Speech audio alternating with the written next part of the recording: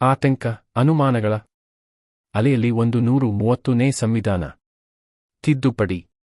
ಗೃಹ ಸಚಿವ ಅಮಿತ್ ಶಾ ಬುಧವಾರ ಈ ಹೊಸ ಕಾಯ್ದೆಯ ಮಸೂದೆಯನ್ನು ಲೋಕಸಭೆಯಲ್ಲಿ ನರೇಂದ್ರ ಮೋದಿ ಅವರ ಸರ್ಕಾರ 130ನೇ ಸಂವಿಧಾನ ತಿದ್ದುಪಡಿ ಮೂಲಕ ದೇಶದಲ್ಲಿ ಹೊಸ ಕಾನೂನು ರೂಪಿಸುವ ಈ ಕಾನೂನಿನ ಉದ್ದೇಶವಾಗಿದೆ ಎಂದು ಕೇಂದ್ರ ಸರ್ಕಾರ ಹೇಳಿದೆ.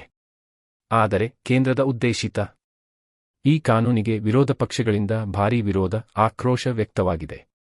ಪ್ರಧಾನಿ, ಮುಖ್ಯಮಂತ್ರಿ, ಕೇಂದ್ರ ಮತ್ತು ರಾಜ್ಯ ಸರ್ಕಾರಗಳ ಮಂತ್ರಿಗಳು 5 ವರ್ಷಕ್ಕಿಂತ ಹೆಚ್ಚು ಶಿಕ್ಷೆಗೊಳಪಡಬಹುದಾದ ಗಂಭೀರ ಅಪರಾಧಿ ಪ್ರಕರಣದಲ್ಲಿ ಬಂಧಿತರಾಗಿ 30 ದಿನಕ್ಕಿಂತ ಹೆಚ್ಚಿನ ಸಮಯವನ್ನು ಜೈಲಿನಲ್ಲಿ ಕಳೆದರೆ ಅವರು ತಮ್ಮ ಸ್ಥಾನದಿಂದ ಪದಚ್ಯುತವಾಗುತ್ತಾರೆ ಎಂದು ಈ ಕಾನೂನು ಹೇಳುತ್ತದೆ.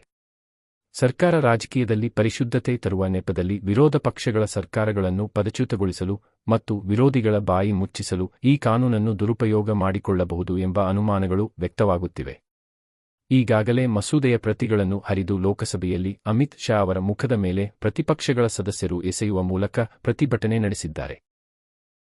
ವಿರೋಧ ಪಕ್ಷಗಳ ಸರ್ಕಾರಗಳನ್ನು ಪದಚ್ಯುತಗೊಳಿಸಲು, ಭಿನ್ನಾಭಿಪ್ರಾಯ ಮತ್ತು ರಾಜಕೀಯ ವಿರೋಧಿಗಳನ್ನು ಹತ್ತಿಕ್ಕಲು ಈ ಕಾನೂನನ್ನು ಸರ್ಕಾರಗಳು ದುರುಪಯೋಗ ಮಾಡಿಕೊಳ್ಳಬಹುದು ಎಂಬ ಆತಂಕ ವ್ಯಕ್ತವಾಗುತ್ತಿದೆ.